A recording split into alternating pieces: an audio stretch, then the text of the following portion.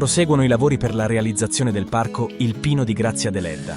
In questi giorni i volontari si sono concentrati nella pulizia dell'area, mentre grazie al supporto dei fratelli Serci, la cisterna donataci dal Consorzio di Bonifica della Sardegna Centrale è stata interrata.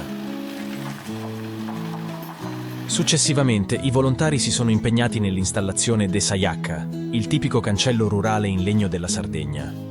Sayacca è stata realizzata grazie al legno di castagno donatoci dalla ditta Paolo Peddio di Desulo. Le tavole sono state poi portate alla falegnameria Mura di Nuoro, dove sono state lavorate e assemblate con maestria dall'artigiano falegname Antonio Mura, socio storico dell'associazione Orto Benessere, che ha realizzato Sayacca nella versione più appropriata a Tauleddas.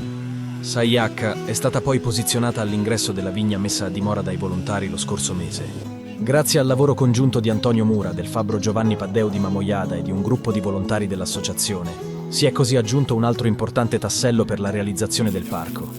Ricordiamo che tutti possono partecipare e contribuire, anche con una piccola donazione, ai lavori per la realizzazione del parco. Puoi trovare tutte le informazioni sul sito www.ortobenessere.com.